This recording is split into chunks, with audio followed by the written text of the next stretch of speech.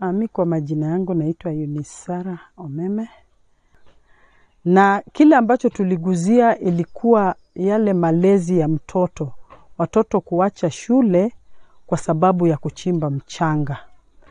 Na mimi kama mzazi, kama mama, nilizungumza maneno hayo kulingana na shule yangu ya Kisingiru, ambapo wanafunzi wanawacha shule kwenda kuchimba mchanga, wakinunua masimu makubwa makubwa, wakiona mambo yasiyoeleweka.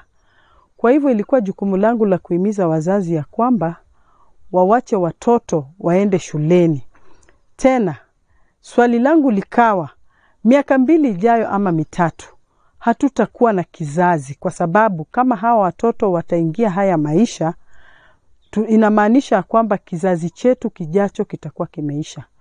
Kwa hivyo baada ya kuongea hayo, jioni hiyo karibu 2:30, vijana hawa walikuja hapa kwangu, wakafanya uharibifu ya nyumba yangu, wakafanya uharibifu wa mimea na vitu vingine na kuiba. Kwa hivyo mimi kile ningelipenda kusii wazazi, tupatie watoto wetu maadili mema. Kwa sababu kesho atafanya hivi kwa mtu mwingine na itakuwa vibaya. Kwa hivyo ukiangalia yale madhara wameleta katika nyumba hii, ni ya pesa nyingi, kuku kupotea, vyakula kukatwa, miti kukatwa, ni vitu za dhamana ya pesa nzuri, karibu 80,000 hivi. Kwa majina naitwa Dominic Mbukiza. Mimi nilikuwa mmoja ambao niliongea kwa niaba ya vijana, nikawahimiza njia ambazo wanafaa watumie ili kwamba waweze kupata mapato. Lakini kilipofika jioni kulikuwa na mabadiliko.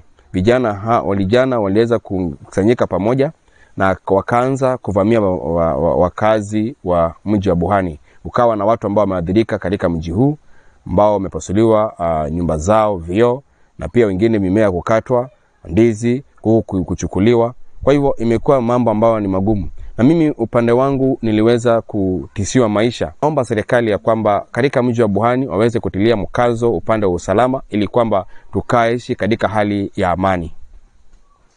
Mimi kwa majina naitwa Ann Ambaka, mkaaji wa Buhani. Na nilivamiwa na vijana ambao ni wachimba mchanga skopo, wakiingia kwa boma langu. Kufika kwa boma wakaniona nizime taa, nikajificha.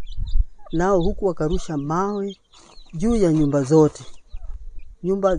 Mawe imebomoa nyumba hadi imepita kwa mabati. Katika ile harakati ya kurusha mawe, wakarusha jiwe moja, likaingia hadi ndani ya nyumba, likapata kijana mdogo, mjukuu wangu. Likarusha, akaumia jicho. Glasi zikapasuka, zikaingia hadi ndani ya jicho, ingawa nilikuja kugundua baadaye. Na nyumba ya kijana wamebomoa madirisha upande mmoja, karibu kando ya ng'ombe, penye nalisha ng'ombe, wakakata miwa, wakakula miwa wakienda. Ndio wakapiga nduru hadi juu kwa mlima wakielekea kwa shule ya Kisingiru. Unafikiri mbona unalengwa?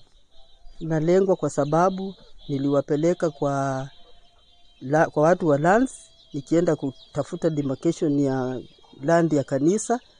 Walipomaliza ndiposa wakaona huyu anakaa ni adui yetu.